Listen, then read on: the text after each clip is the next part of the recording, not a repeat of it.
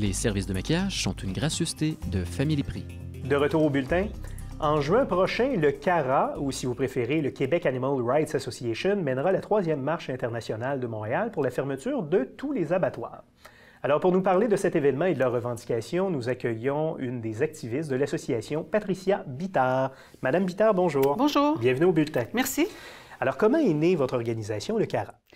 CARA existait à l'Université Concordia. C'était déjà un groupe de défense des droits des animaux. Mais à un moment donné, deux personnes l'ont repris. Une des étudiantes de l'université, Marion Achoulias, et comme autre cofondatrice, il y avait Marie-Claude Gagné. D'accord. Et quelle est la mission de votre organisation? C'est prendre la défense des droits des animaux. C'est vraiment faire connaître, on est là pour sensibiliser les gens à la situation des animaux, parce que c'est une situation qui nous est cachée. En quoi elle nous est cachée? Ce qui se passe dans les abattoirs est caché, sauf depuis quelques années, depuis que certains activistes vraiment courageux se rendent dans des abattoirs avec des caméras cachées. Et c'est ce qui a fait en sorte que dans les médias sociaux est rendue connue maintenant la situation dans les abattoirs. Et quels sont ces actes-là ou ces méthodes-là qui sont utilisées dans les abattoirs qui vous poussent à réclamer qu'on ferme tous ces abattoirs? Voilà. Nous, ce qu'on demande, en fait, ce qu'on essaye de faire, c'est de sensibiliser les gens. Et un des moyens de le faire, donc, c'est par la marche, mais c'est aussi de dire aux gens, allez sur l'Internet, allez sur la toile, renseignez-vous, regardez les images, les vidéos qui sont vraiment insoutenables. Je ne sais pas si vous avez déjà eu l'occasion de le faire, mais ce sont des images qui sont très difficiles à regarder. Ce sont des travailleurs qui eux-mêmes, pour beaucoup, souffrent de ce qu'ils sont obligés de faire parce que l'industrie doit avancer rapidement, demande aux travailleurs de fonctionner rapidement parce que c'est une question d'argent. Ce qui fait que les droits des animaux, le bien-être des animaux est souvent mis de côté au détriment donc des animaux, mais au profit de l'argent. Est-ce que, selon vous, il n'y aurait pas des façons d'améliorer les méthodes utilisées dans les abattoirs pour que ce soit plus respectueux des animaux?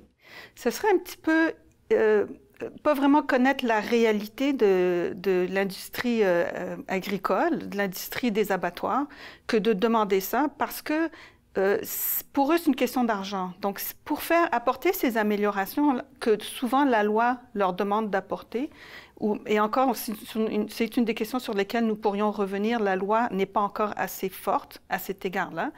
S'ils devaient protéger les animaux puis veiller à leur bien-être, à ce moment-là, ils perdraient de l'argent. Donc, ce n'est pas dans leur intérêt de le faire et ils ne le font pas. Pourtant, il y a certains abattoirs où, à tout le moins, il y a de la viande qui est commercialisée comme étant de la viande bio, de la viande équitable. Est-ce que ce type de méthode de production-là est plus acceptable à vos yeux? Je ne sais pas si vous avez suivi les actualités qui sont survenues en Europe, en France, il y a quelques semaines. Non. Un abattoir qui se disait justement bio et qui veillait au bien-être des animaux a été fermé par le gouvernement parce que des caméras cachées, des images captées par caméra cachée ont démontré que ce n'était pas vrai, que ce qui se passait à l'intérieur était exactement la même chose que ce qui se passe dans les autres abattoirs. Est-ce que c'est pas un peu beaucoup demander à la population que de leur demander du jour au lendemain de devenir végétarien? Voilà. Pardon. Nous, en fait, je peux prendre un détour pour répondre à cette question-là. La manière, on pourrait considérer que la guerre, n'est-ce pas une guerre, c'est un groupe qui déclenche des hostilités à l'égard d'un autre groupe et qui va utiliser tous les moyens en sa possession, dont la violence la plupart du temps, pour arriver à ses fins. Le rapport que nous avons actuellement avec les animaux dits de consommation surtout, c'est ce rapport-là. C'est comme si que les humains avaient déclenché la guerre contre les animaux pour en arriver à leur fin, à leur plaisir en fait, le plaisir gustatif. Alors, mais d'un autre côté, les protéines sont nécessaires dans l'alimentation et on va chercher de ces protéines-là, entre autres dans la viande. Mais elles se trouvent ailleurs dans beaucoup d'autres aliments végétaux, dans beaucoup de végétaux. Je suis moi-même végétalienne depuis 9 ans. J'ai parmi mes amis activistes qui sont végétariens depuis 30 ans, mais qui sont devenus végétaliens il y a quelques années.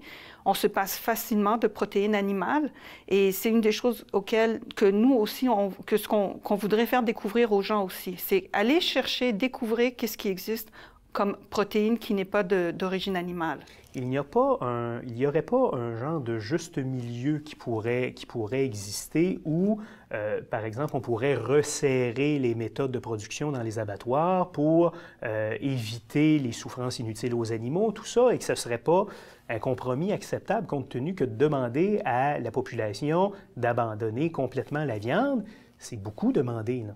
En fait, ce qu'on demande, c'est d'abord, nous, on est activistes pour les droits des animaux, le bien-être animal. On ne descend pas dans la rue pour dire aux gens, devenez végétaliens, devenez vegan, etc. C'est sûr qu'idéalement, c'est ce qu'on espère qui va arriver. Parce que si les gens finissent par découvrir ce qui se passe, à un moment donné, ils vont faire comme moi j'ai fait, comme bien des milliers, des millions de personnes dans le monde l'ont fait. Donc, on ne s'attend pas à ce que les gens arrêtent de manger de la viande demain, ça c'est sûr. Mais on leur demande de s'informer. Et l'être humain en lui-même a quelque chose de bon, dans le fond de lui-même. Et quand il voit qu'il fait souffrir les animaux, la plupart du temps, les gens arrêtent d'en consommer ou en consomment moins pour commencer. Inversement, la fermeture des abattoirs risque de créer une flambée des prix encore plus importante de la viande que ce qu'on vit en ce moment, où c'est que c'est déjà beaucoup plus cher. Est-ce qu'au final, une fermeture d'abattoir comme ça, on ne va pas priver en quelque sorte la population en général du plaisir de manger de la viande qu'on va réserver à une élite qui va être en mesure de se payer à des coûts faramineux de la viande? Vous l'avez bien dit, c'est le plaisir. Quand vous mettez dans la balance notre plaisir à nous gustatif avec la souffrance insoutenable que subissent les animaux, que nous mangeons, je pense que quand on est le moindrement soucieux du bien-être des animaux, on va comprendre que ce plaisir gustatif-là, on le retrouve ailleurs.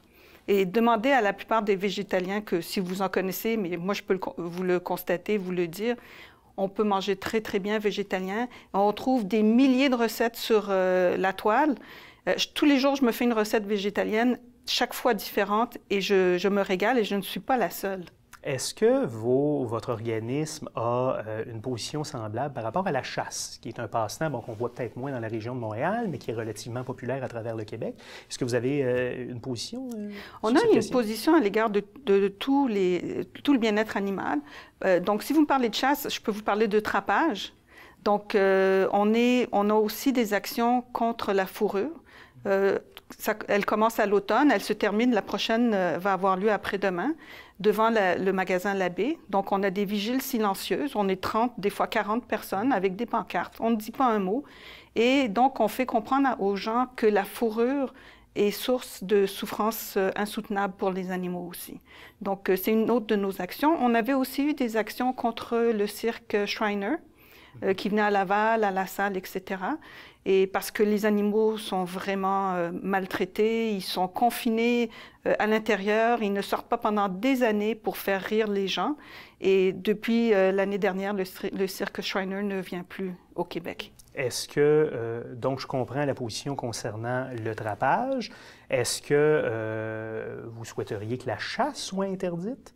Nous, ce qu'on souhaite, comme je reviens encore là-dessus, c'est qu'on souhaite sensibiliser les gens au bien-être animal et à la souffrance animale. Alors, c'est sûr que la chasse, je crois qu'on s'entend que c'est de la souffrance pour les animaux. Donc, oui, c'est sûr qu'on espère que la chasse soit un jour interdite, mais notre mouvement est un mouvement de sensibilisation. On n'est pas là pour faire la leçon, parce qu'on a tous été carnivore avant, omnivore. On l'a tous été, on sait ce que c'est. Alors, on n'est pas là pour dire ce que tu fais est pas bien, on est là pour sensibiliser, ouvrir l'esprit et le cœur des gens au bien-être animal.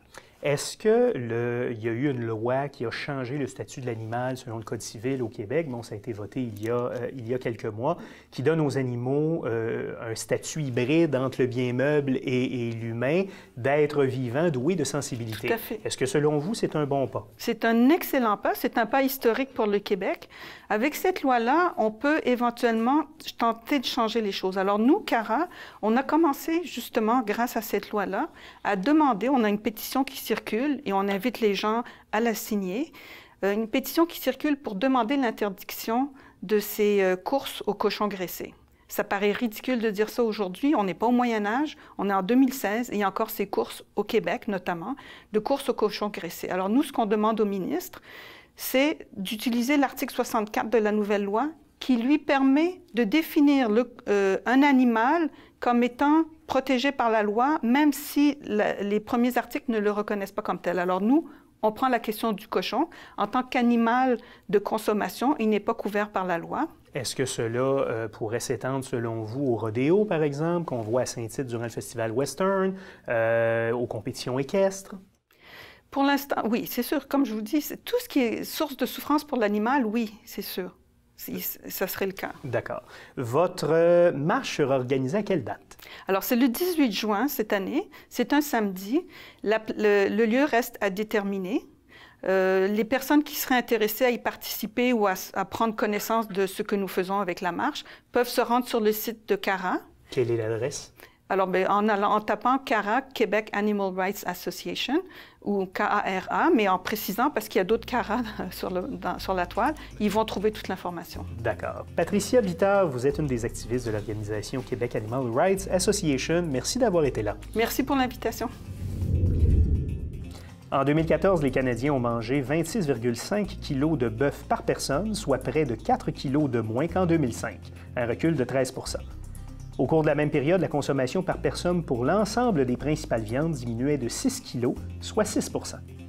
La consommation totale de viande et de bœuf devrait continuer de diminuer au pays.